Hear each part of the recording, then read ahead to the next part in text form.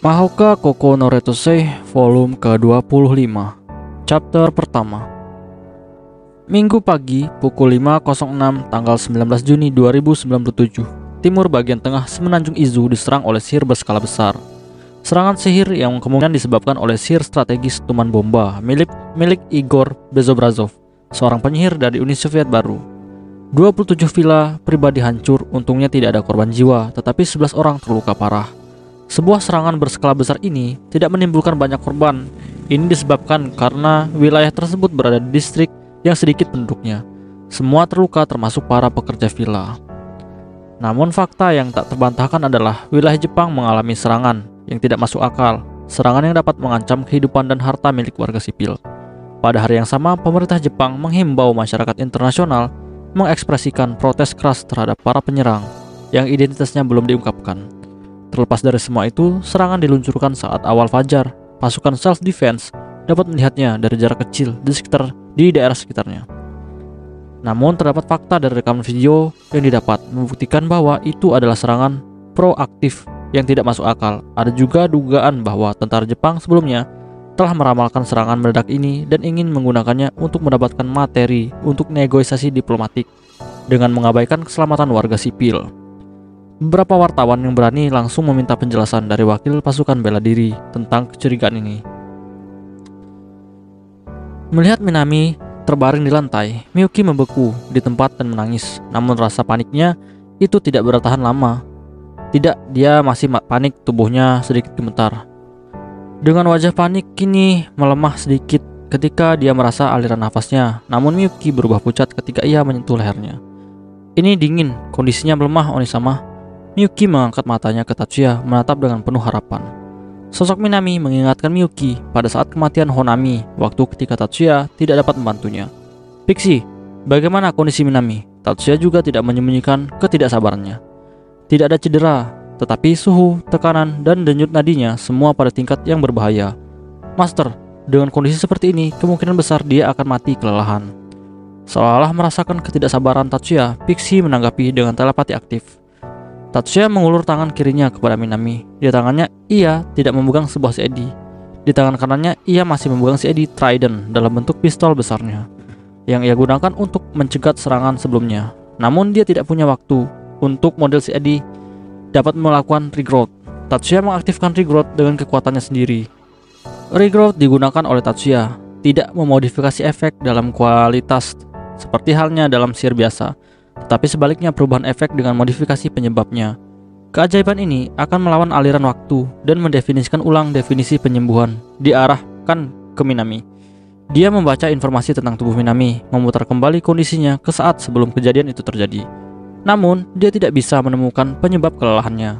Dia membaca sejarah perubahan pada tubuh informasi psion yang menyertai tubuh fisik dan pikiran. Penyebab kelelahan masih tidak bisa ditemukan. Tatsuya lebih mendalami informasi tentang seorang gadis yang bernama Sakurai Minami. Dia membaca sejarah perubahan dalam struktur tubuh informasi psion yang mengikat tubuh fisik ke pikiran dengan pikirannya sendiri. Hal itu sulit bagi Tatsuya di masa lalu. Tepatnya 5 tahun yang lalu, ia tidak bisa melakukannya. Ini untuk Honami.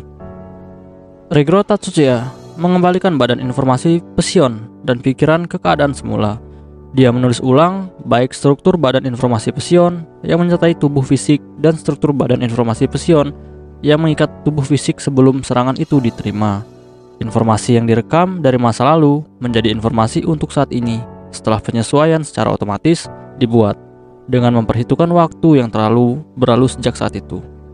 Suhunya telah kembali ke 35 derajat Celcius. Tekanan darah dan denyut jantung juga telah kembali ke zona aman. Pixie menggunakan telepati melaporkan status Minami yang membaik. Namun tidak ada tanda bahwa Minami akan mendapatkan kembali kesadarannya. Pixie, bawa sebuah futon untuk membaringkan Minami. Baiklah, Master. Miyuki, panaskan daerah sekitar Minami dengan suhu yang sesuai dengan tubuhnya. Ya, Tatsuya beralih ke telepon. Dia menelpon rumah utama keluarga Yusuba. Tatsuya, apakah Anda menginginkan sesuatu? Meskipun pagi hari, Hayama muncul di layar dengan pakaian yang rapi. Saya minta maaf atas penampilan saya.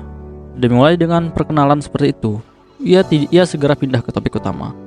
Villa diserang oleh sihir jarak jauh. Mungkin bisa dibilang serangan oleh tuman bomba. Alis Hayama terangkat tajam. Apakah ada kerusakan?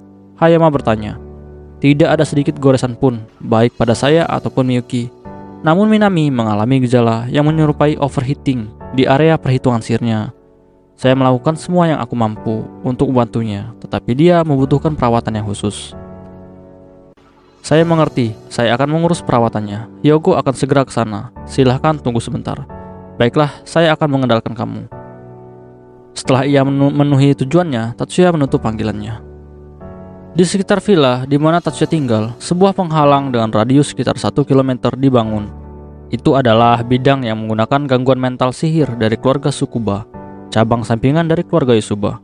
Karena kejadian ini, orang akan menghindari jauh dari tempat ini, karena mereka secara tidak sadar dipaksa untuk menghindarinya.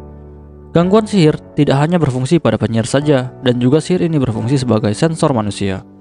Namun sekitar tengah malam, satu kendaraan khusus diparkir di dalam area yang ditutupi oleh penghalang. Kendaraan yang dilengkapi dengan suspensi yang disesuaikan. Sebuah kendaraan lapis baja yang dapat menahan gelombang eksplosif dari tuman bomba. Itu hampir ditekan sepenuhnya ke tanah karena fakta bahwa suspensi disesuaikan. Untuk sepenuhnya ada 4 tentara di dalam kendaraan lapis baja itu. Sensor Pasion tidak menemukan tanggapan baru. Rupanya keajaiban yang menyerang dari kejauhan sudah berakhir. Salah satu prajurit mengatakan kepada komandan yang duduk di kursi penumpang depan. Baiklah, aku mengerti. Duduk di kursi penumpang depan Letnan Kolonel Kazama, yang merupakan komandan Independent Magic Sihir Batalion 101. Menanggapi perkataan bawahannya tanpa mengalihkan kepalanya.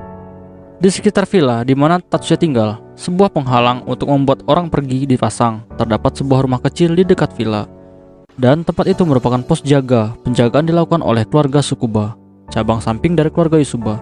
Dan kebetulan petugas penjaga hari ini dilakukan oleh Yuka, calon kepala keluarga Tsukuba berikutnya. Namun keluarga Tsukuba tidak menyadari dan menyepelekan bahaya sesungguhnya, sehingga mereka memaksa putri mahkota mereka bertugas di malam ini. Terbangun oleh perasaan gelombang sihir yang kuat, dengan rasa kantuk dan dibalut gaun piyama, Yuka bergegas ke ruang kontrol sihir penghalang. Laporkan kerusakannya. Dengan penampilan wajah cantik natural dengan piyama yang ditunjukkan Yuka setelah bangun tidur, wajah dari operator pria muda itu sedikit tersipu. Kelihatannya bagian di permukaan tanah telah hancur. Namun, dia dengan tegas menjawab pertanyaan. Kamar tidur dan ruangan pendukung penghalang terletak di ruang bawah tanah, bagian dari rumah pengamatan. Bukan untuk pengamatan villa, tetapi untuk pengamatan orang yang mendekati villa. Terletak di ruang bawah tanah, dan bagian di permukaan tanah digunakan sebagai kamuflase saja. Penyebabnya, Yuka terbangun dari gelombang kejut sihir. Ini adalah serangan dari sihir jarak jauh yang sangat kuat. Sepertinya ledakan itu berasal dari atas langit dan menghasilkan gelombang kejut yang terfokus. Gelombang kejut terfokus yang disebabkan oleh sihir. Tidak, tampaknya ledakan itu dikendalikan langsung untuk sebuah serangan. Terus terang, Yuka tidak mengerti mekanisme ini dengan baik. Namun dia memiliki firasat tentang sihir yang dapat menggabungkan kekuatan dan kontrol. Apakah mungkin ini adalah tuman bomba? Iya, mungkin saja. Operator lain datang dengan pendapat yang sama. Bagaimana dengan Tatsuya dan Miyuki? Villa tidak mengalami kerusakan. Saya pikir mereka selamat. Mendengar hal ini, Yuka mengangkat alisnya dengan keraguan. Dia tidak ragu bahwa Tatsuya dan Miyuki tidak terluka. Keraguan itu karena laporan bahwa villa itu sendiri tidak rusak. Titik fokus dari gelombang kejut tersebut adalah villa Tatsuya sama. Tampaknya gelombang kejut dihentikan oleh presisi sihir yang kuat. Chiho-san, bagaimana menurutmu? Yuka bertanya kepada guardian barunya. Minami-san telah memenuhi tugasnya. Okazaki Chiyo menjawab tanpa keraguan. Dia juga adalah salah satu manusia modifikasi, sama seperti seri Sakurai. Bisa dibilang generasi kedua dari seri yang berasal dari sel telur lain yang dibawahi. Berbeda dari Sakurai, Konami, dan Sakurai Minami. Dia berusia 8 tahun lebih tua dari Minami, dan pada pandangan pertama dia tidak terlihat seperti seorang penyihir. Kemampuan khusus Chiyo juga mengikuti kebijakan penyesuaian seri Sakurai, penghalang, pelindung objektif, dan tahan panas. Jika gelombang kejut terdispresi, itu bisa dikaitkan dengan sihir Tatsuya, yaitu dekomposisi. Jika itu melemah, itu akan menjadi sihir perlambatan milik Miyuki. Tetapi jika itu dihentikan oleh perisai sihir, itu pastilah Minami yang mengkhususkan diri dari sihir yang sama seperti dia. Apakah kamu bisa melakukan itu juga? Yuka bergegas bertanya, tapi Chiyo tidak peduli. Mungkin aku bisa. Tapi apa? Chio tidak bisa memutuskan jawabannya. Tapi aku tidak yakin bahwa aku bisa terus melakukan tugasku setelah melakukan hal itu. Warna wajah Yuka berubah. Di antara seluruh klan Yosuba, dia adalah semacam dokter. Atau kamu dapat mengatakan seorang spesialis dalam kerusakan area perhitungan sihir yang disebabkan oleh overheating. Aku akan siap dalam 5 menit, setelah itu bantu aku. Bisakah saya membantu? Chio memandangi kondisi Yuka dan sampai pada kesimpulan bahwa akan sulit untuk mengganti pakaian hanya dalam 5 menit. Baik, Yuka tidak menolak bantuan itu dan kembali ke kamar tidur. Chio tidak, sepertinya ia sudah mengenakan jas ketat dengan jaket dan celana panjang. Meskipun garasi tanah hampir sepenuhnya hancur oleh gelombang eksplosif, desainnya yang sederhana membantu karena mobil tidak sepenuhnya terkubur di dalam puing-puing. Apakah sesuatu terjadi? Setelah mendengar suara tanpa disadari yang mengejutkan Yuka, Chio yang sudah menyalakan mesin dan siap untuk mulai bergerak, menginterupsi tindakan dan bertanya, "Penyusup, apakah mereka masuk ke dalam menghalang?"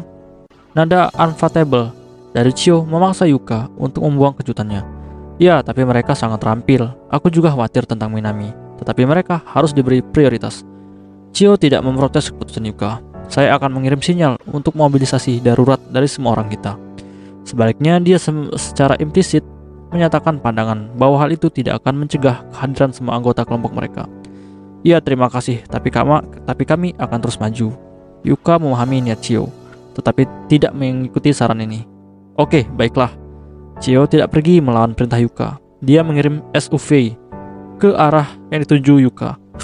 Menjadikan villa sebagai pusat, maka penyusup berada pada sudut 90 derajat dari mereka. Melihat SUV yang relatif kecil dan berhenti di depan kendaraan lapis baja, seorang perwira di kursi pengemudi mengalihkan matanya menuju Kazama sebagai isyarat untuk meminta perintah lebih lanjut. Kazama berhenti memegang tangannya dan mengklik tuas untuk membuka pintu. "Komandan, semua orang tunggu di dalam mobil. Setiap tindakan yang dapat memicu kesalahan pahaman dilarang." Memberikan perintah kepada bawahannya, Kazama keluar dari mobil lapis baja. Tepat setelah itu, ia berpaling ke arah SUV. Sisi lain juga harus memahami bahwa ia ingin menjelaskan situasi saat ini sejelas mungkin. Kazama menunggu reaksi dari SUV tanpa mengambil tindakan apapun, tetapi tidak ada reaksi yang terjadi. Jadi Kazama dengan cepat menyadarinya. Tempat di mana mereka berada saat ini relatif terbuka. Daerah ini dipilih karena cocok untuk merekam serangan terhadap Villa Tatsuya. Dan di titik buta ini, orang-orang ini berkumpul. Hanya ada 11 orang, namun intuisi Kazama memberitahunya bahwa mereka semua merupakan penyihir tingkat tinggi. "Nama saya Tsukuba Yuka, putri sulung dari keluarga Tsukuba, cabang dari rumah utama keluarga Yosuba. Seorang remaja putri yang keluar dari kursi penumpang. Jarak mereka adalah sekitar 5 meter, namun dengan kondisi angin yang sedikit kencang, suaranya masih tetap terdengar. Dan Anda seperti yang saya tahu, Letnan Kolonel Kazama dari Sihir Independen 101 yang merupakan pasukan bela diri nasional." Kazama tidak heran bahwa dia bisa mengidentifikasinya. "Benar, saya Letnan Kolonel Kazama dari pasukan bela diri nasional." Namun bertentangan dengan harapan Yuka pergi menemuinya. Kazama dengan cepat mengikuti gerakannya, tentu saja untuk menunjukkan sikap ramah ke sisi lain. Tapi itu bukan satu-satunya alasan. Dia juga tidak mau tampak seperti seorang pengecut, karena ia membuat seorang wanita muda yang usianya masih 20 tahun untuk mendekati kendaraan lapis baja, di mana bawahannya sedang duduk mengawasi. Perempuan yang keluar dari kursi pengemudi mengikuti Yuka, tampaknya merupakan pengawalnya. Kazama menduga bahwa ia tidak berdiri di depannya, karena ia memiliki sihir defense yang sangat kuat. Jadi dia adalah seorang guardian, orang yang cukup terampil. Kazama telah mendengar sedikit tentang guardian dari keluarga Yosuba, yaitu dari Tatsuya, dan wanita yang tampak seperti pengawal sedang berdiri di belakangnya adalah seorang guardian. Dapat mudah dikenali karena aura yang berbeda di sekitarnya. "Letnan Kolonel Kazama, Anda mungkin tidak tahu, tapi ini adalah daerah pribadi milik keluarga Yosuba." Sementara perintah Kazama ditunjukkan kepada guardian wanita ini, Yuka membuka sebuah percakapan. Lebih tepatnya, ini milik sebuah perusahaan real estate yang dikendalikan oleh keluarga Yosuba. Tapi yang jadi masalah, apa yang dilakukan pasukan bela diri di wilayah pribadi? Dan dengan peralatan seperti ini, kata Yuka, melirik mata pada kendaraan lapis baja. Kazama sangat tidak beruntung karena operator yang bertugas hari ini adalah Yuka. karena operator lain tidak akan mampu melihat jubah tembus pandang. Bahkan invasi mereka ditemukan oleh Yuka sendiri. Sepertinya Kazama sedikit meremehkan mereka, dan itu akan menjadi pelajaran untuk kedepannya.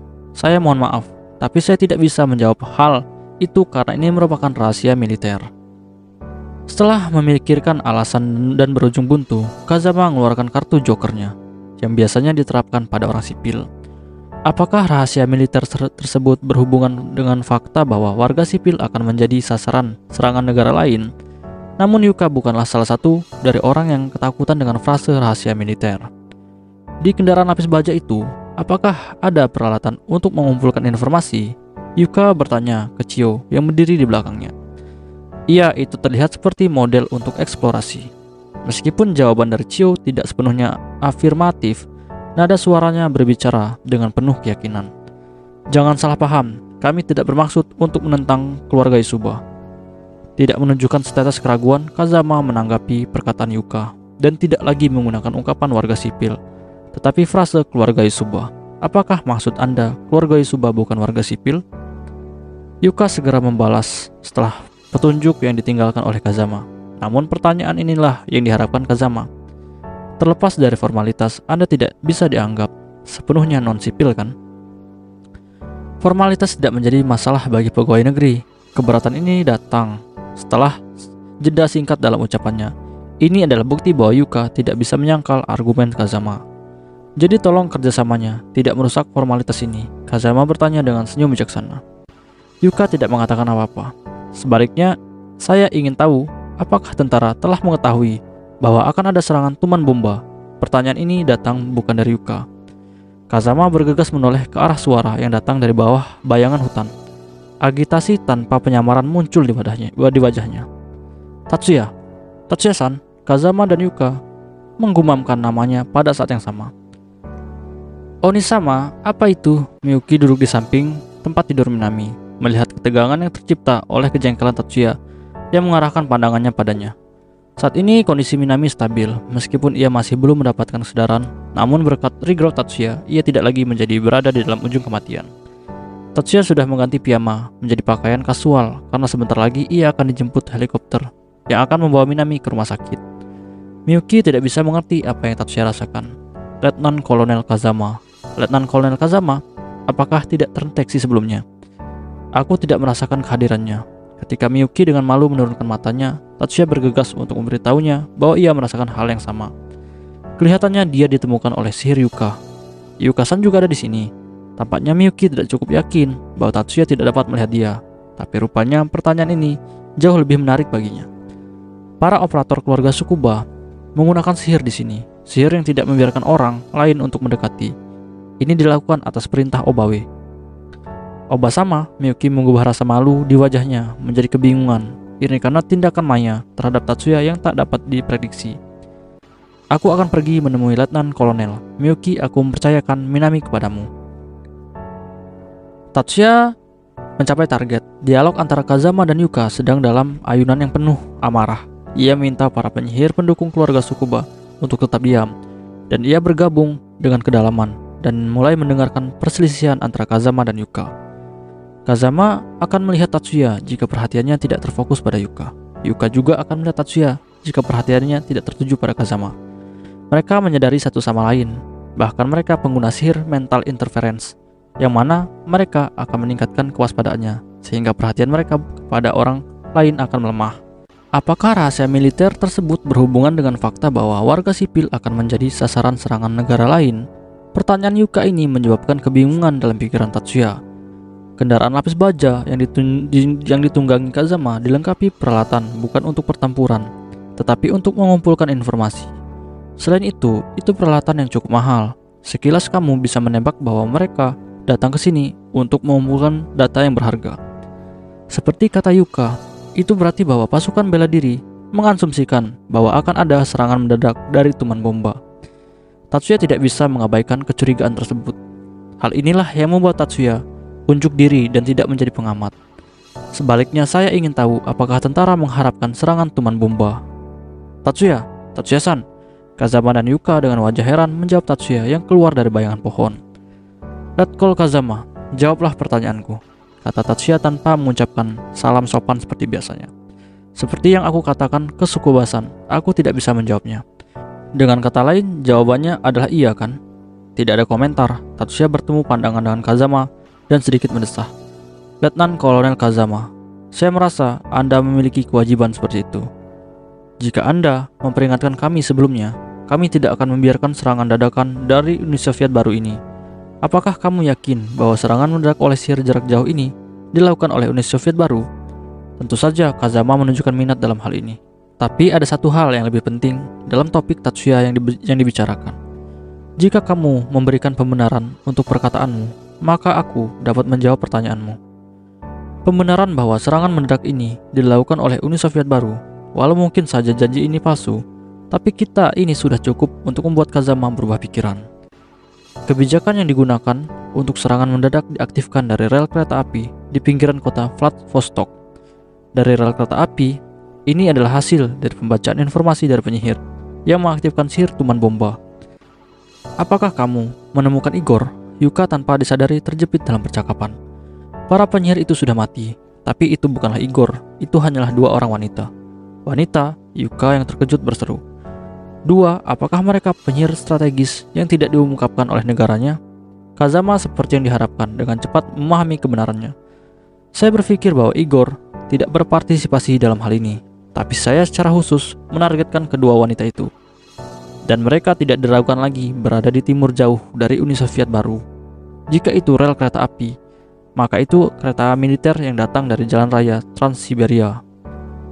Untuk pasukan bela diri, informasi ini penting.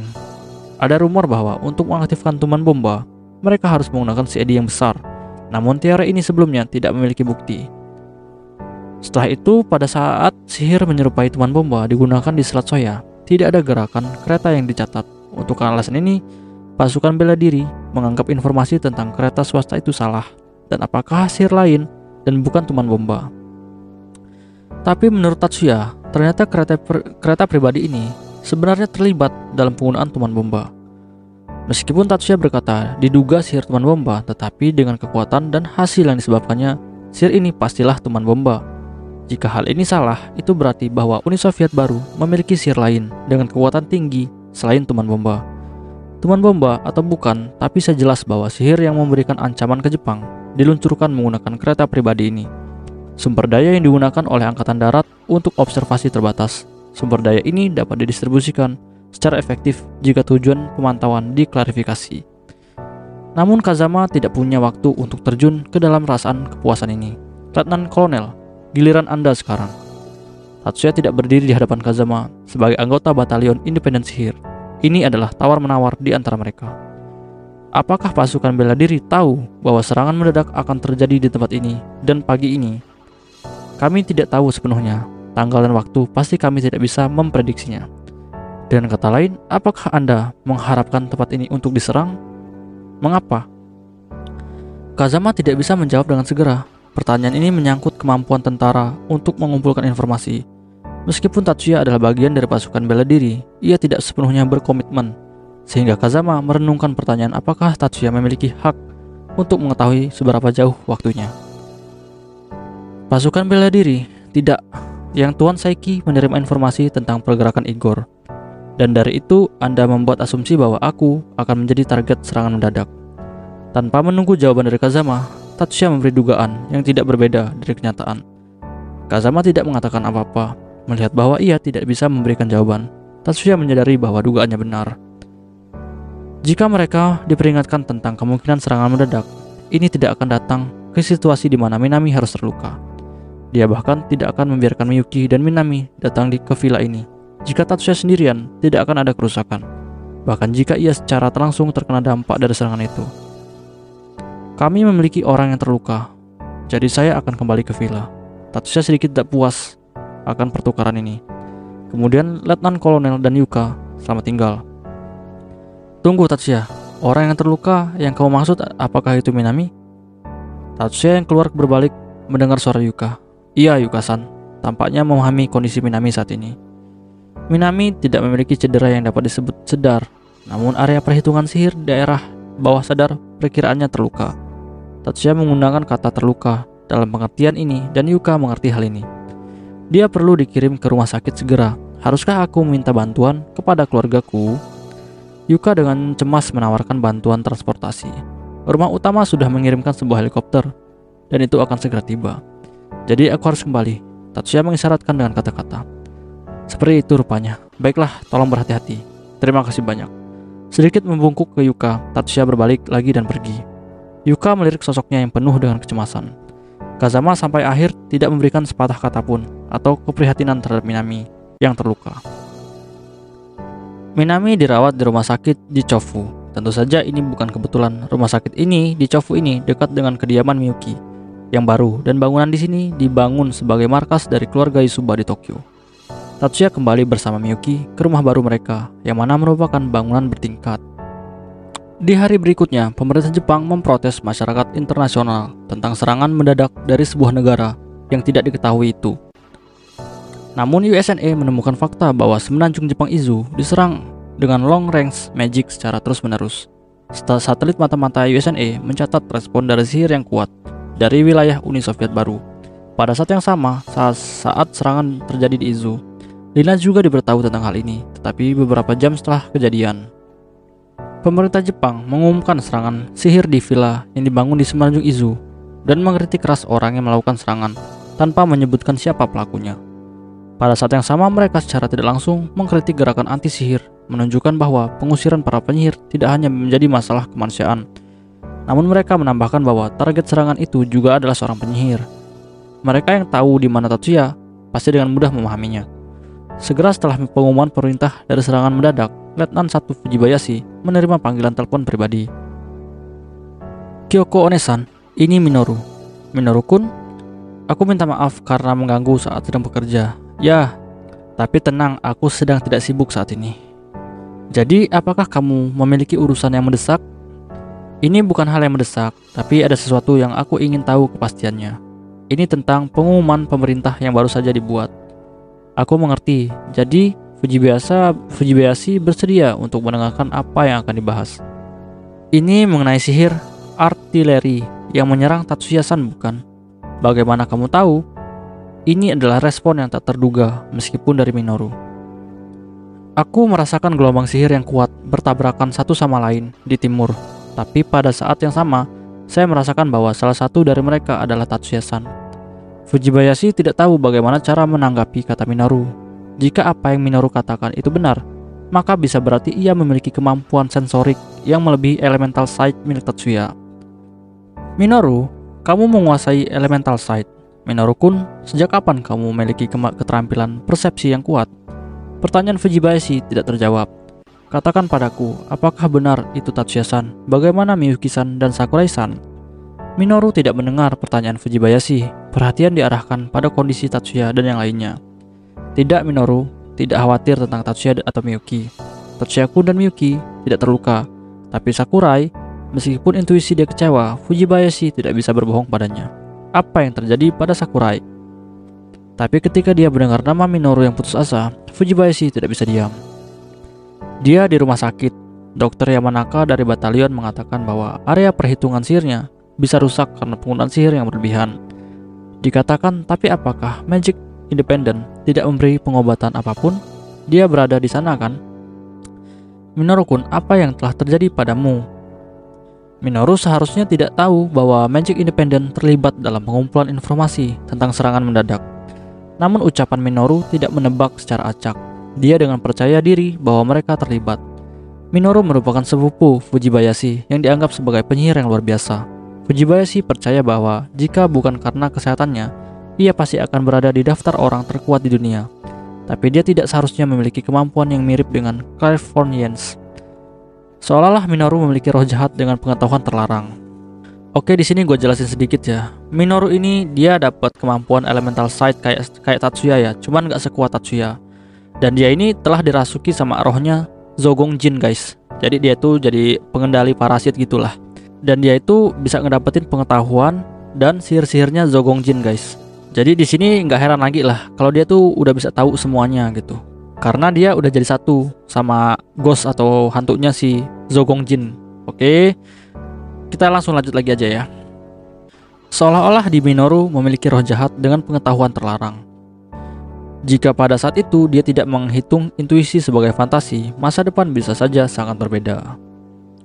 Minoru tidak terlalu marah ketika ia mendengar tentang situasi ini dari Fujibayashi. Meskipun ia kecewa, Minoru merasakan kecemasan tak tertahankan atas apa yang terjadi pada Minami. Mungkin jika dia tidak bisa sembuh, keluarga Yusuba dapat. Ini bukan spekulasi, tetapi kemungkinan yang kuat. Ia tidak bisa menahan diri. Aku akan kehilangan dia. Mungkin jika aku pergi menemui dia, aku rasa dapat memeriksa kondisinya. Dia tidak percaya bahwa Tatsuya akan membiarkan anggota keluarganya mati begitu mudahnya. Saya harus pergi dan melihatnya dengan mata kepalaku sendiri. Ini adalah pemikiran Minoru. Dia harus pergi ke sekolah besok. Tetapi jika ia tidak datang pun, ia bisa menggantikan waktu bolosnya. Itu dengan melewati tes atau menulis laporan. Minoru memutuskan untuk tidak kembali ke sekolah lebih cepat. Tatsuya kembali ke rumah bertingkat di Chofu bersama dengan Miyuki. Tatsuya duduk di ruangan tamu dan tidak memberikan tanda-tanda bahwa ia akan pergi dalam waktu yang dekat. Tatsuya sama, apakah kamu akan tidur di sini malam ini? Miyuki bertanya sambil meletakkan secangkir kopi. Aku pikir aku akan meninggalkan villa di Izu. Jika keadaan memungkinkan, aku akan mengambil barang-barangku dari sana besok.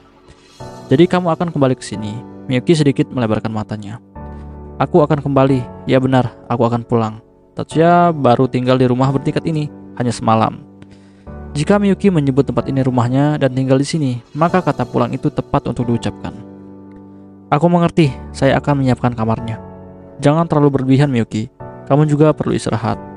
Ketika mengunjungi Minami, Miyuki lebih shock dan pastinya itu membebani pikirannya. Maka penting untuknya istirahat. Meskipun dia mengatakan bahwa dia akan menyiapkan ruangan otomatisasi rumahlah yang akan menyiapkan secara otomatis. Miyuki terlihat tidak senang akan hal itu, tapi dia masih menuruti kata-kata Tatsuya. Miyuki duduk di sofa di seberang Tatsuya. Terkadang matanya berkeliaran dalam upaya untuk menenangkan diri. Apa ada yang mengganggumu? Atau ada sesuatu yang ingin kamu katakan? Ketika Tatsuya bertanya hal itu pada Miyuki, dia akhirnya berbicara. Tatsuya sama, apa yang akan kamu lakukan terhadap Minami? Apa maksudmu dengan apa yang harus aku lakukan? Aku tidak akan memaksanya melakukan sesuatu yang bertentangan dengan keinginannya. Aku minta maaf, itu bukanlah yang aku maksud. Ketika Tatsuya mengerutkan kening, Miyuki dengan panik melambaikan tangannya. Apakah itu tentang tugas apa yang ingin aku berikan pada Minami? Iya, seperti itu juga.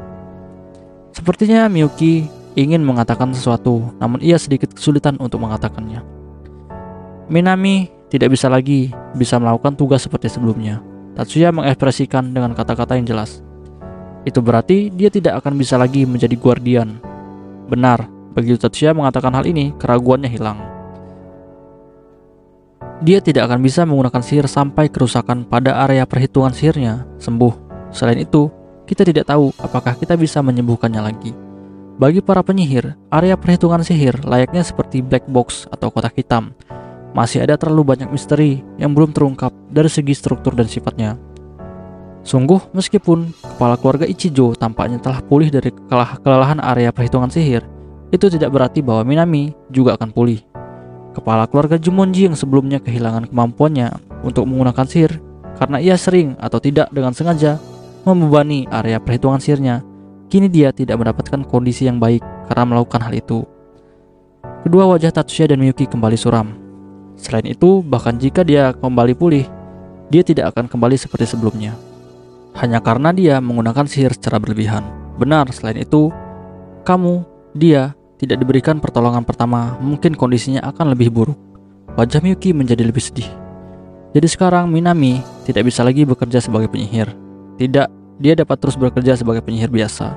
Tapi dia tidak akan mampu lagi menghadapi pertempuran yang nyata. Oke, kita pindah scan ke Minami.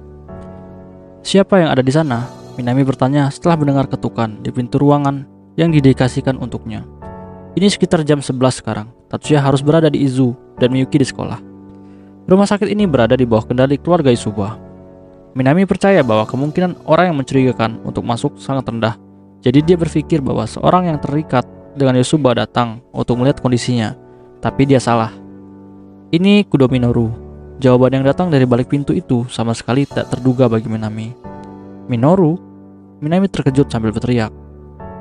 Silahkan tunggu sebentar, reaksi Minami cepat, namun tangan kanannya bergerak perlahan. Dengan tangan ini, dia menekan tombol besar pada kontrol otomatis tempat tidurnya. Maaf membuatmu menunggu, silahkan masuk. AI di dalam ruangan menganalisis suara Minami dan membuka kunci pintu. Maaf mengganggu, menjawab dengan suara yang tidak jelas. Minoru memasuki ruangan. Pada saat itu ruangan dipenuhi dengan cahaya sakral. Seolah-olah ruangan ini penuh dengan cahaya putih murni yang turun dari langit. Tentu saja tontonan ini hanya terungkap dalam imajinasi Minami. Sakurai-san, bagaimana perasaanmu saat ini? Minoru bertanya dengan senyum pemalu. Ya, aku tidak merasa tidak nyaman, seperti rasa sakit atau penderitaan. Dokter mengatakan bahwa meskipun kekuatan tubuh belum kembali, aku akan segera lebih baik. Minami menjawab dengan rendah hati untuk pertanyaannya. Itu bagus, Minoru tersenyum luas. Pipi pucat Minami memerah. Sakurai-san, selain itu, apakah ada sesuatu yang terjadi pada tubuhmu? Sesuatu yang lain? Dia bertanya seperti dokter. Minami merasa ada kecurigaan yang tersirat dari kata-katanya. Misalnya, apakah penglihatanmu sedikit buram atau dapatkah kamu mendengar semuanya dengan benar? Dia hanya memiliki gejala kelelahan, tapi apakah tidak masalah untuk berbicara tentang hal ini pada Minoru? Ini bukan masalah sederhana kan? Untuk alasan ini, Minami ragu untuk meresponnya. Tidak perlu menjawab orang luar sepertiku. Itu yang mungkin kamu pikirkan. Tapi ini adalah masalah penting, Sakurai. Aku ingin kamu menjawabnya dengan jujur. Namun dia tidak bisa ragu dengan tatapan serius Minoru padanya. Aku merasa indera sentuhanku sedikit berkurang. Indera perasamu melemah. Wajah Minoru mendekati wajah Minami. Iya, itu sekarang. Minoru, panggil saja aku Minami saja. Dengan rasa terkejut karena tanpa sadar mendekati pipinya Minami, Minoru dengan cepat menarik diri. Menyadari bahwa ia adalah apa yang Minami inginkan, ia pindah ke jarak yang tepat. Kalau begitu, aku tidak akan punya pilihan selain memanggilmu Kudo-sama. Wajah Minami dan Minoru menjadi lebih merah. Mengingat status Minami dan Minoru, dia sejak awal harus mengatakan Kudo. Aku mengerti, Minami-san. Setelah melihat ekspresi wajah Minami, Minoru melupakan rasa malunya. Apakah dokter mengatakan hal lain tentang rasa sentuhanmu? Oh iya, aku diberitahu bahwa otak maupun sistem saraf mengalami guncangan dan menimbulkan sedikit kerusakan. Namun itu hanyalah anomali sementara. Wajah Minoru menjadi suram ketika ia mendengar jawaban dari Minami. Minami-san, bisakah aku menyentuh tanganmu? Iya, silahkan. Jika ini kondisi lain, Minami tidak akan merespon begitu tenang. Seperti yang diharapkan, Minami segera memerah karena tindakan ini. Minoru perlahan menggerakkan tangan kirinya. Pipinya masih merah, tetapi matanya serius. Mata Minoru dengan intens diarahkan ke Minami. Minoru mengerutkan alisnya berkali-kali, seolah-olah merasa tahu sesuatu yang dokter dan Minami tidak tahu. Setelah sekitar 1 menit, Minoru melepaskan tangan Minami, mengambil napas dalam-dalam dan dihembuskan. Mungkin dia begitu terkonsentrasi sehingga ia lupa bernapas. Minami-san, ini mungkin terdengar kejam, tapi luka Minami belum sembuh. Area perhitungan sihirmu masih rusak. Bahkan jika kondisi fisik dipulihkan, masih belum diketahui jika kamu dapat kehilangan kesadaran lagi. Jadi seperti itu ya. Aku tahu ini sulit untuk dipercaya. Tapi Minami bukan tidak percaya pada kata Minoru. Sebaliknya, ia percaya pada dirinya sendiri. Aku ingin kamu percaya padaku. Minami terkejut.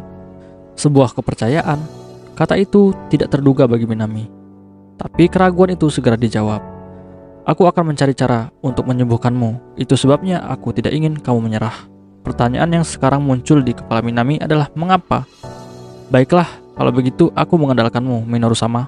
Jawaban yang dia berikan tidak terduga, baik untuk Minoru dan untuknya. Sesuai janji, Tatsuya pada malam harinya bersama Miyuki datang mengunjungi Minami. Selama percakapan mereka, Minami memberitahu mereka tentang kunjungan Minoru. Jadi Minoru mengatakan bahwa dia akan menemukan cara untuk menyembuhkanmu. Iya, Tatsuya-sama, seperti yang dia duga, ini bukan hanya kunjungan sederhana. Mendengar tanggapan Minami, Tatsuya mengangguk sedikit. Meskipun Tatsuya meragukan niat Minoru mendengar tentang mereka berpegangan tangan dan dia membelai punggung tangannya, pada akhirnya ia menjadi yakin bahwa niat sebenarnya dari Minoru adalah untuk menyembuhkan Minami. Onisama, apakah Minoru-kun memiliki pengetahuan seperti itu? Miyuki yang mendengarkan cerita Minami dengannya mengajukan pertanyaan yang menarik. Aku tidak bisa mengatakan bahwa dia tidak memilikinya, seperti kompetisi tesis tahun lalu, bahwa pemahaman dan pengetahuan jauh melampaui tingkat siswa kelas SMA biasa. Namun, peneliti Yosuba juga tidak berhenti untuk mempelajari area perhitungan ajaib sejak di laboratorium keempat. Tapi meskipun begitu, metode pengobatan belum ditemukan. Dia bisa belajar lebih banyak tentang hal itu karena dia memiliki masalah yang sama. Tatsuya menggelengkan kepalanya dan menolak keberatan Miyuki. Tidak ada gunanya membahas kemampuan Minoru di sini dan saat ini. Dia bilang dia akan menemukan cara untuk mengobati Minami. Benar, maaf karena meragukan. Tatsuya mengangguk ke Miyuki dan melihat ke Minami lagi. Minoru adalah orang yang cerdas. Aku pikir dia tidak akan melakukan sesuatu yang sembrono. Meskipun Tatsuya berkata demikian, ia sendiri tidak sepenuhnya yakin tentang hal ini. Dia tidak tahu karakter Minoru. Dia bisa mengatakan bahwa jika itu adalah Minoru yang ia temui di musim gugur lalu, ia tidak akan melakukan hal bodoh. Namun, perilaku Minoru saat ini tidak sesuai dengan gambar yang ia miliki dari Minoru sejak saat itu. Oleh karena itu, Tatsuya merasa ketidakpastian dan kecurigaan padanya. SMA pertama dan stasiun terdekat dihubungkan oleh jalan yang lurus. Meskipun ada beberapa jalan kecil alternatif, masih bisa dikatakan bahwa ini merupakan jalan utamanya. Sebagian besar siswa pulang pergi ke sekolah melalui jalan ini. Selasa 11 Juni pagi, rute perjalanan kaki terdengar sedikit kebisingan dari orang-orang yang melewatinya. Seorang yang terkenal sebagai presiden dewan sekolah, Shiba Miyuki, sedang berjalan cukup dekat dengan seorang siswa. Nama siswa itu adalah Shiba Tatsuya. Dia telah kembali setelah lama absen. Tatsuya-san dari pintu gerbang ke jalan menuju bangunan SMA pertama. Tepat setelah Tatsuya melangkah di jalan ini, ia dipanggil oleh suara yang berada di depannya. Ada sosok dalam arah yang berlawanan dan dia rupanya tidak sendirian. Tatsuya-san, apakah kamu mulai kembali bersekolah? Tanpa perlu ditanyakan orang-orang pun pasti sudah tahu dengan sekilas setelah melihatnya. Ya, mulai sekarang aku minta kerjasamanya lagi. Dengan senyum bengkok di wajahnya, Tatsuya menjawab Honoka. Tatsuya dengan tenang menghampiri Honoka. Shizuku berdiri di belakang Honoka mengatakan halo dengan wajah yang bingung. Dan di belakangnya juga ada Erika, Leo, Mikihiko, dan Mizuki berada dengan wajah yang gembira. Tatsuya terus pergi menuju gedung sekolah dengan Miyuki di sebelah kirinya dan Honoka melekat di kanannya. Pintu masuk untuk kursus teknik sihir adalah di lorong kedua dari jalan utama. Hal ini dikarenakan ruang kelas A sampai D dan E memiliki pintu masuk terpisah. Memisahkan diri Miyuki, Honoka, Shizuku, dan Mikihiko, Tatsuya pergi ke kelasnya bersama dengan Erika, Leo, dan Mizuki. Sudah lama sekali sejak ia berada di kelas 3E. Meskipun Erika dan Leo berada di kelas F, mereka juga pergi ke kelas E. Kelompok utama akhirnya berkumpul lagi. Pergi ke tempat yang terdekat jendela, Tatsuya memberikan kesan yang tidak sarkastik. Erika dan yang lainnya juga mengatakan apa-apa, tetapi hanya memiliki senyum yang membentang. Mizuki duduk di kursinya yang terletak di sisi Tatsuya dan berbalik untuk menghadapnya. Mengingat proyek Stellar Furnace, apakah tidak masalah bagimu untuk berada di sini? Ya, tentu saja, aku akan sibuk pastinya. Oleh karena itu, akan sulit untuk datang ke sekolah setiap hari. Wajah Mizuki sedikit sedih ketika ia mendengar jawaban Tatsuya. Namun dia dengan cepat menyembunyikan di balik senyum indahnya. Begitukah? Tapi bagaimanapun aku senang kamu dapat menyempatkan diri untuk datang bersekolah. Setelah kata Mizuki tersebut, Erika yang juga berada di dekatnya mengangguk. Omong-omong Tatsuya, bagaimana keadaan Sakurai?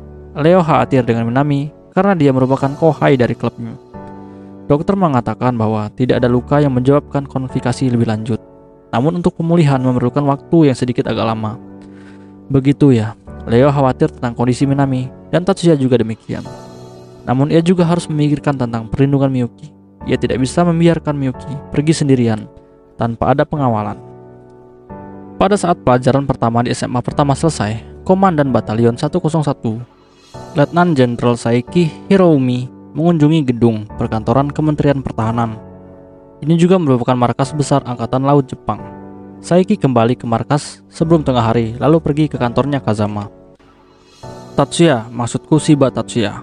Tidak perlu mengkoreksi seperti itu, Letnan Kolonel, langsung saja. Menunggu pembicaraan orang lain tidak seperti Saiki yang biasanya. Saya mohon maaf, jadi Anda diperintahkan untuk memujuk Tatsuya agar ia mengambil bagian dalam proyek Dione. Kepala Departemen Kementerian Luar Negeri tidak memiliki wewenang untuk memberikan perintah. Apakah permintaan itu disuarakan padamu oleh atasan karena Tatsuya adalah petugas khusus Oguro Ryuya? Kelihatannya seperti itu. Kazama mendesah tidak menyembunyikan ini dari Saiki. Tampaknya para birokrat tidak tahu mengapa Tatsuya diberi gelar perwira khusus. Status tugas khusus Oguro sangat rahasia. Tidak mengherankan bahwa pegawai kantor dan beberapa pejabat tidak tahu. Kau benar tentang itu, Letnan Kolonel, tapi sekarang kita memiliki masalah lain. Saya minta maaf sebelumnya. Masalah adalah apakah kita dapat membujuk Tatsuya dan apakah kita harus membujuknya atau tidak. Bukankah seperti itu? Berlanjut ke pembicaraan berikutnya, Kazama menunjukkan dua permasalahannya. Benar, Saiki mengganggu kepadanya. Pertama-tama, apakah Departemen Pertahanan dan Departemen Luar Negeri memahami bahwa Tatsuya adalah operator dari Material Bars? Berdasarkan percakapan hari ini, mereka tampaknya tidak tahu. Dipahami, jika itu yang terjadi, aku bisa mengerti mengapa mereka memberikan semacam perintah absurd ini. Tatsuya adalah kekuatan militer magis terbesar yang dimiliki Jepang. Tidak hanya dalam sihir, ia adalah yang terbesar dari semua kekuatan yang mungkin kita bisa sebut sebagai Joker. Kekuatannya mampu mengubah keseimbangan dunia. S kelima, menciptakan tangan terkuat. Jika mereka tahu bahwa Tatsuya adalah penyihir terkuat di kelas strategis, mereka bahkan tidak akan berpikir untuk menyuruhnya bergabung dalam proyek Dione. Sebaliknya, bagaimana kalau menjadikan Tatsuya sebagai apostel ke-14? Wajah Saiki menunjukkan keterkejutan, tapi jeda diam tidak berlangsung lama. Oke, di sini gue jelasin dulu ya. Sebelumnya udah gue jelasin apa itu apostel. Apostel adalah sebutan bagi penyihir kelas strategis yang diakui oleh negara. Dan saat ini yang diakui oleh negara ada 13. Jadi disebutlah apostel 13. Dan di rencana ini, mereka merencanakan Tatsuya untuk menjadi penyihir kelas strategis yang sudah diakui negara, sehingga menjadi apostel ke-14. Oke, kita lanjut. Wajah Saiki menunjukkan keterkejutan, tapi jeda diam tidak berlangsung lama. Itu bukanlah ide yang buruk. Kamu serius? Kali ini Kazama adalah orang yang akan terkejut karena dia hanya bercanda. Jika sesuatu semakin memburuk, kita mungkin harus mempertimbangkan pilihan ini. Jika identitasnya sebagai penyihir kelas strategis, para pejabat akan berhenti menyuruhnya untuk ditransfer ke USNA. Ini sangat baik, tapi ya itu tergantung pada bagaimana situasinya akan berkembang. Setelah mengatakan itu, Saiki membuat wajah lelah. Dan jika Anda bertanya padaku sekarang, Letnan Kolonel Kazama, apakah Anda bisa membujuk Shiba? Itu tidak mungkin. Dia tidak akan mampu meyakinkan Tatsuya untuk pergi ke Amerika, bahkan jika dia bertanya. Oleh karena itu Kazama segera menjawab bahwa setiap upaya persuasi tidak berguna. Selain itu, kali ini kami dan Tatsuya tidak memiliki hubungan yang baik dengan kami yang sekarang. Ini merupakan kesalahanku. Kami tertangkap oleh rekaman video tersembunyi pada insiden lalu, dan itu malah menambah banyak kecurigaan. Ini juga merupakan kesalahan dalam perhitungan saya juga. Dalam hal apapun, jika kita mencoba untuk meyakinkan dia dan kita tidak bisa berhasil, ini juga akan menambah buruk lagi hubungan kita dengannya. Itulah yang saya khawatirkan. Saiki tidak keberatan dengan keputusan Kazama. Kemudian menurutmu, akankah kita mendukung Shiba-kun dengan cara menolak permintaan dari Departemen Luar Negeri? Siapa yang tahu. Di sisi lain Kazama tidak setuju dengan idenya. Apapun yang dilakukannya, Tatsuya tidak akan ambil bagian dari proyek Dione. Aku tidak berpikir dia akan berterima kasih juga. Maka pilihan yang baik adalah tidak melakukan apa-apa. Iya, itu benar. Saiki menatap tangannya dan merenung. Kazama berdiri di depan meja dan menunggu dia untuk mengatakan sesuatu. Saya akan mengikuti saran Anda. Maksudmu, kau tidak akan melakukan apa-apa? Iya, permintaan dari Kementerian Luar Negeri tidak disuarakan dengan cara yang tepat, namun dilakukan dengan cara yang agak tidak resmi. Tidak akan ada masalah jika saya mengabaikan hal itu.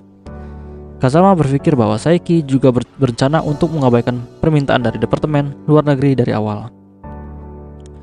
Letnan Kolonel, terima kasih atas sarannya. Silahkan undur diri. Baiklah, saya mengerti. Saya minta maaf. Kazama pergi keluar dari kantor komandan. Pada awalnya Kazama berpikir bahwa ia perlu memberitahu Tatsuya tentang ini, tapi ia dengan cepat menyerah pada ide ini. Sebaliknya, sangat perlu memberitahu Tatsuya tentang pendaftaran sebagai apostel ke-14. Tatsuya telah menerima ketenaran yang tidak diinginkan dari identitasnya sebagai Taurus Silver. Pada tingkat ini, menjaga dirinya rahasia akan mustahil. Tapi untuk Kazama, jelas bahwa jika Tatsuya ingin menjadi penyihir kelas strategis yang diakui negara, jawabannya pasti adalah tidak. Gagasan seperti itu hanya akan memperburuk moodnya. Kazama secara serius khawatir bahwa hubungan dengan Tatsuya menjadi begitu teralienisasi, sehingga ia harus memperbaiki hal tersebut. Tatsuya tidak meninggalkan ruang kelas sampai separuh pelajaran pagi berakhir. Pada tahun ketiga pelatihannya, Tatsuya berkonsentrasi pada kuliah kursus umum yang ia lewatkan selama ketidakhadirannya. Sayangnya jumlah akumulasi tidak dapat diselesaikan dalam setengah hari. Tatsuya-san, apakah Anda akan makan di kantin? Shiba-kun, suara Mizuki yang sedang duduk diblokir oleh suara kekanak-kanakan. Itu adalah suara dari Tomitsuka. Mizuki pergi ke kantin terlebih dahulu. Aku akan menyusulmu di kantin. Tatsuya menjawab Mizuki dan kemudian beralih ke Tomitsuka. Tomitsuka, ada apa? Aku ingin berbicara denganmu tentang sesuatu. Tomitsuka menjawab dengan sedikit keraguan. Apakah percakapan ini akan memakan waktu yang lama? Berbeda dengan Tomitsuka, Tatsuya tampaknya tidak terlalu antusias dengan hal ini. Mungkin, bisakah kita melakukannya setelah pulang sekolah? Tapi dia masih menunjukkan bahwa dia sudah siap untuk mendengarkan. Aku ingin melakukannya segera. Tapi ini akan menjadi percakapan yang panjang kan? Itu begitu. Tapi Tomitsuka tidak bisa memutuskan apa yang ingin dia katakan. Mengapa kamu bicara sambil menghindar seperti itu? Apakah kamu takut bicara padanya? Pada saat ini, suara histeris campur tangan dalam percakapan. Hirakawa Chiaki menunjukkan wajah sinis dan mencoba menyuruh Tatsuya. Mengapa kamu berbicara seperti itu? Selain itu, Tatsuya juga tidak mengatakan dia menolak permintaannya. Mizuki yang masih diam di sana meskipun dia diperintahkan untuk pergi ke ruang makan, membalas kata Chiaki. Percakapan ini sepertinya akan malah menyulut emosi dan menciptakan adu mulut yang berkepanjangan. Oleh karena itu, Tatsuya menghentikannya dengan frase, Mizuki, berhenti. Mizuki, maaf, sepertinya waktu makan siangku akan sedikit terganggu karena ada sedikit yang harus ku bicarakan dengan Tomitsuka. Tolong beritahu dengan yang lain. Baiklah, aku mengerti. Mizuki mencoba menyembunyikan wajahnya yang tidak puas, membungkuk ke Tatsuya, dan mengundurkan diri dari kelas. Tomitsuka, di mana kita akan berbicara? Mari kita bicara di atas atap. Tatsuya sedikit menaikkan sualisnya, karena siswa lain masih bisa mendengar di atap. Baiklah, jika Tomitsuka tidak keberatan dengan hal itu. Hirakawa-san, terima kasih. Tomitsuka perlahan mengatakan ini kepada Chiaki. Ada bangku di atap. Tapi baik Tatsuya maupun Tomitsuka tidak duduk. Mereka berdiri tegak saling berhadapan. Jadi apa yang ingin kamu bicarakan denganku? Beberapa hari lalu ibu saya mengalami kejang-kejang. Dia adalah ketua asosiasi sihir Tomitsuka Hitsui. Aku mendengar tentang hal itu dari Miyuki. Aku berharap dia pulih dengan cepat. Kemarahan muncul di wajah Tomitsuka setelah mendengar apa yang dikatakan oleh Tatsuya tentang masalah ini. Namun ini adalah masalah bagi Kementerian Luar Negeri dan Ketua Asosiasi Sihir. Mengeluh kepadaku itu cukup konyol. Tatsuya melihat ekspresi wajah Tomitsuka yang kesal. Cara bicara tentang itu adalah salah. Tomitsuka dengan marah berbicara dengan tanggapan terhadap perkataan dari Tatsuya. Melawan seorang gadis lebih muda dari dirimu adalah sesuatu yang salah juga kan? Tomitsuka melamun karena ucapan Tatsuya. Untuk pertama kalinya sejak datang ke sini, Tomitsuka menyadari bahwa mata Tatsuya dipenuhi dengan kemarahan yang dingin. Jadi Tomitsuka, apakah maksudmu aku harus dikorbankan demi memuaskan ketua asosiasi sihir? Apa maksudmu dengan pengorbanan? Bukankah kamu ingin mengusirku ke USNA? Mengusir? Dengan suara pahit, Tatsuya memberikan kekecewaan pada Tomitsuka. Aku rasa proyek ini akan sangat membantu para penyihir. Di atas semua alasan itu, apakah kamu mengetahui tujuan sebenarnya dari proyek Dione? Kali ini suara Tatsuya sedikit kesal. Tidak menyadari mengapa Tatsuya bertanya, Tomitsuka bingung dan keheranan. Tujuan sebenarnya,